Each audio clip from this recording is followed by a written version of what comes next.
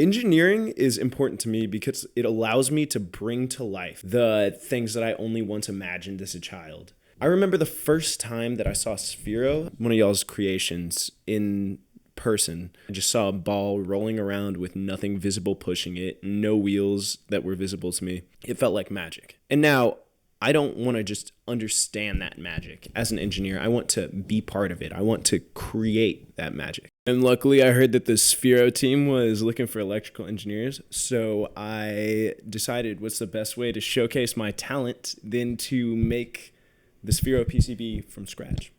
So that's what I did.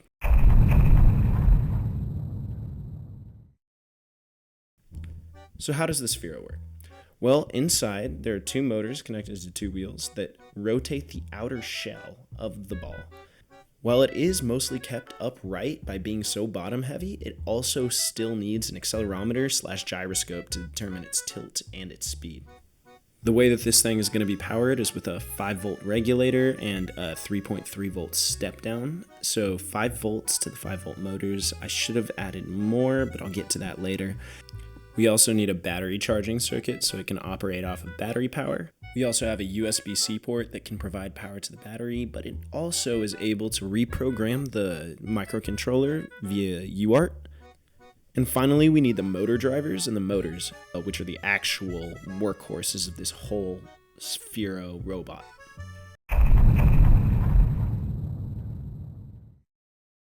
So I'm back to explain the schematic design with a wardrobe change since I'm having a bad hair day right now. So let's start out with the USB-C charging circuit. It's connected to a TP4056 battery charging IC. It's great for lithium-ion batteries because it has overcharge protection. And connected to it, we have a decoupling capacitor and a green and red indication charging LED. At the prog pin, we have a 2.4 kilo ohm pull-down resistor. This allows for a 500 milliamp current draw. And connected to the CC and the USB-C, we have a 5.1 kilo ohm pull-down resistor, which indicates that it's a sync device. And moving on to the rest of the power electronics, we have the battery and the 5-volt regulator. It just uses a typical LiPo battery with a couple of decoupling capacitors on the side. And then we're using an MT3608 as the 5-volt boost converter. I picked this because it's an efficient boost converter with minimal components. The inductor was chosen based off the value on the datasheet. A Schottky diode was picked because it has a large reverse breakdown current, which is much larger than what's needed. And we have our voltage divider connected to the FB pin. The internal reference voltage is 0.6 volts, and the values chosen for the voltage divider make it output 5 volts flat. That brings us to AMS 1117 3.3 volt converter, which is the most widely used 3.3 volt logic level step down converter in the world probably. It just has a 5 volt input signal and a 3.3 volt output signal with the recommended decoupling capacitors. Now that we're at the end of the power electronics section, I feel like I should be honest with you. So when designing this PCB, I initially designed it to be more of a Sphero Mini, but after looking at all of the components, I thought it would be better suited for a regular Sphero. So I should have used a 12-volt regulator. I was initially going to use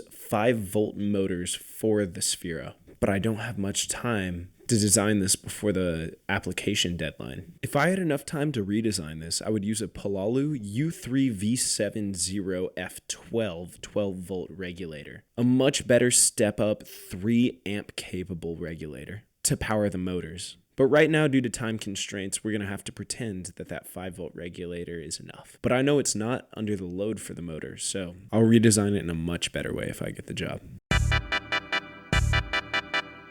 We have finally made it to the logic circuitry. There are 3 main components of this logic circuitry. We have the 6-axis inertial sensor, the motor driver and motors, the USB-C to UART converter, and the heart and soul, the microcontroller. That's what we're going to start with. The microcontroller is powered by 3.3 volts. With the DTR signal from the USB-C to UART converter, bringing the enable and boot signal low. And here we have multiple communication protocols going on. We have GPIO1 and GPIO3 as the RX and TX for UART communication. We have GPIO4 and 5 controlling the PWM signals to the motor. We have GPIO 12, 13, 14, and 15, and those are controlling the directions of the motor. GPIO 21 and 22 are a little special though. They're communicating with the 6-axis inertial sensor through I2C communication. That's why they have that 3.3 volt, 4.7 kilo ohm pull-up resistor coming out of them. We're using GPIO 21 as the SDA line and GPIO 22 as the SCL line. And finally, we have GPIO 34 as the motor standby signal for the motor driver, and GPIO 35 as the MPU interrupt. And next, we're going to be talking about the way that we interface with this microcontroller. We're essentially using a USB to UART converter. This allows us to interface with the microcontroller with UART signals. We're going to be using a baud rate of 115,200 BPS, and essentially this IC just needs some power and it's good to go. Then we can interface with it through the USB-C port instead of using a USB to UART converter that's external. Getting to our last two logic ICs, we get to the 6-axis inertial sensor. This sensor is really important because it allows the Sphero to understand its orientation and its acceleration. For the 6-axis inertial sensor, we ended up going with the MPU 6050. We were going to go with the MPU 9250, but we decided that there wasn't enough need for a magnetometer in this scope of this essentially widely accessible Sphero design. This is powered by 3.3 volts and has an interrupt signal as well as an SDA and SCL line for I2C communication with the microcontroller. This provides invaluable information about the orientation of the Sphero and the speed of the Sphero as well. This opens up the possibilities for the Sphero to maybe use PID controls to keep itself upright. It also allows the Sphero to speed up and slow down with controlled motion. And last but not least, we have the motor driver IC. For this, I chose a TB6612F&G. This is for a dual DC motor setup. We have the 5 volt input signal to the VMs and a 3.3 volt signal to power the IC. We have PWM-A and PWM-B, which individually control the speed of the DC motor. The higher the duty cycle, the closer to max voltage they'll get. And we have our AN pins and BN pins as well. If the second AN pin is high and the first one is low, then it'll rotate forwards and vice versa. But if they're both the same value, like 2 lows or 2 highs, then it'll break. Same goes for the BN pins as well. And that about concludes the schematic overview. Next, we'll look at the footprint editing and see what the actual physical PCB would look like.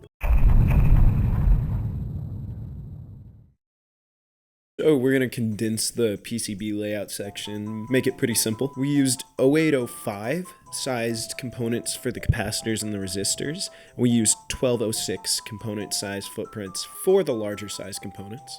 We made sure to put as many decoupling capacitors as close to the ICs as possible. We put the inertial sensor directly in the center because that's the best place for it to tell its tilt and orientation. We used the bottom plane mostly for ground lines, but as you can see, as I still tried to minimize vias, we still had to use quite a few in order for the actual logic signals to not intersect. Most all the logic is done on the top plane, and we made sure to have the edge cuts circular so it would fit into that Sphero. We used JST connectors for the motors and also for the battery as well. A main reason that I used 0806 size components and not smaller is just for the ease of hand solderability. And this is a 3D view of the Sphero PCB. And I think that the next steps are to send this off to a manufacturer like JLC PCB, and I think I'm gonna build this. All in all, I think that my PCB design was pretty successful. This is obviously aimed at like a DIY homemaker with a little bit of technical knowledge and a 3D printer. But overall, I'm pretty happy with the design for that scope. Some things that I would improve are, number one, I should have added inductive charging instead of having a USB-C port on the Sphero. I think that flat port would really mess up its role. Number two, I should have used a 12 volt regulator instead of a 5 volt regulator. Like I said earlier, I was initially going for a Sphero Mini. Number three, I would have added more sensors, but due to the time constraint, I think that not adding sensors is okay in this context, but I would add maybe even a LiDAR sensor or an infrared sensor so it can have more autonomous movement. Something that I think that I improved is the reprogrammability through the USB-C port, through the USB to UART converter, so any hobbyist doesn't have to take it apart in order to reprogram the internal logic. Anyways, this project was a joy to make. I feel like I learned a decent amount while also honing my skills that I already had. And last, I hope that you consider me for the position of electrical engineer at Sphero, and I hope you have an amazing rest of your day. Thank you. Bye.